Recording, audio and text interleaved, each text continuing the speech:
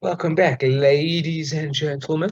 This is Greg Silverman, your outsourced Chief Investment Officer speaking. This is your captain speaking. This is another session of Come Learn with Me. We publish a lot of articles, curate a lot of articles over the past week. We monitor how they do, likes, shares, etc. And then we read out a few of those articles in an interactive session like this, which we call Come Learn with Me. So without any further ado, come learn with me and we'll learn more about the investment world, perhaps. This one's an interesting one, and I'm going to tell you why. Let's just read the title. A pilot shortage that's been brewing for years adds to the summer travel chaos. So I was luckily involved in a SPAC transaction, special purpose acquisition company. Remember those? They were in vogue and then fell out of vogue pretty quick. And they really revolved around electric vehicles. That was a popular theme of companies to de-SPAC or go into SPACs. And this one in particular that I worked with was a electric vehicle, electric flying vehicles, so flying taxis, right? Flying taxis, maybe automated, maybe not, but electric vehicle flying taxis.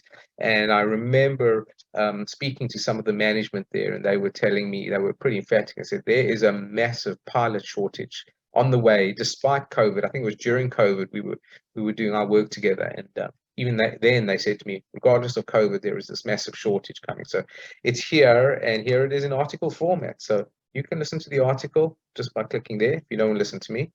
Let's see what it's all about, okay? The number of new pilots entering the industry is below the demand. High gas prices, bad weather, too many people traveling.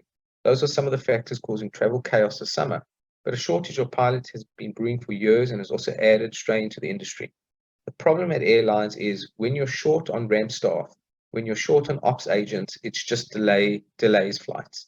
Captain Casey Murray, president of the Southwest Airlines Pilot Association, said, but when you don't have a pilot, they are cancelled or delayed for hours as pilots are moved into position to move that airplane. During the pandemic, thousands of pilots took early retirement packages, and because of disruptions in pilot training programs, there were only fewer people joining the industry. This exacerbated an existing problem. As the pipeline of new pilots was already too low before the virus hit, there we go, according to Faye Malarkey Black, who leads the Regional Airline Association, RAA, this is something that we've been warning about for over a decade, and certainly the pandemic has made it worse. But I really want to emphasize we've got to get away from the notion that the pilot shortage is just following the pandemic, Black said. Excuse me. A little parched. To fit the economic impact of the pandemic, airlines received $54 billion in taxpayer-funded relief as payroll support. Its purpose was to keep pilots and other airline employees so they would be ready to go when air travel demand returned. Instead, and it didn't look like it worked, right? Instead, the airlines provided pilots and other workers with those early retirement packages and incentives to leave, leaving them even more short-staffed now. Still, Captain Casey Murray said the pandemic offered a short-term reprieve from the shortage because people were traveling less, meaning those who were still flying could meet the reduced demand. But now that demand has returned, airlines have been trying to catch up on hiring. For that, they turned to regional airlines that usually act as career entry points. Right. That's the natural career order, Black said. It's always been the case. But what the pandemic did was accelerate it because there were early exits that happened. So this sort of big confluence of retirements that we saw approaching suddenly happened years ahead of schedule. So airlines filled their openings with pilots from regional carriers, and fewer new pilot certificates were issued in the last 2 years. There were fewer pilots than ever to take the positions, Black said. This has made it hard for regional carriers to keep up their service and partner up with major airlines, directly affecting the connectivity of small communities, Black said. Yeah, this is exactly what they were telling me at the time. It's just word for word. So a community like Chattanooga, for example, up here, where they've lost over a third of their air service, they might have lost their direct flight to DC or their direct flight to New York, she said. It's that meaningful measure of their connectivity that was at one place before the pandemic and coming out of the pandemic is in another place altogether. Years of shrinking pipeline and more to come. Black said part of the reason there had been a low supply of pilots over the years was how expensive it was to get started in the field. Pilot training can cost $80,000 to $100,000 or more, and financial aid doesn't cover it all.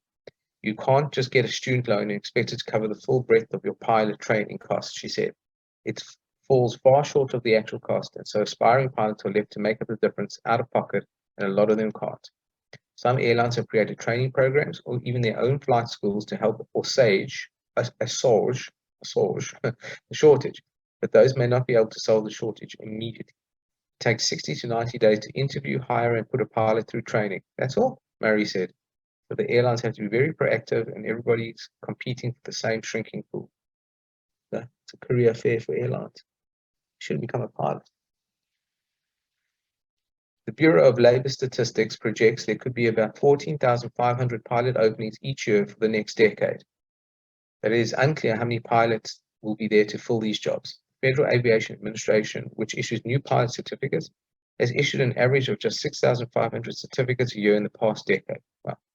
And as the virus disrupted training programs, there was a decrease in applicants and in turn a slight dip in certificates in 20 and 21.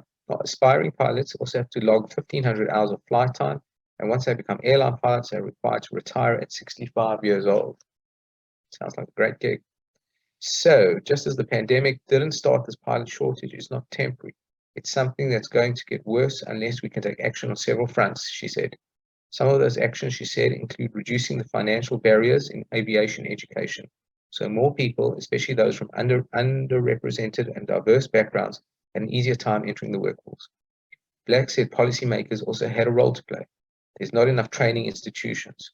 It's crazy to me that you can't get kind of a full scholarship to become a pilot. That's a bit weird. That should be fixed. There are not enough training institutions. That's right. Those that exist are oversubscribed. There is not enough financial support for individuals who want to become a pilot, she said.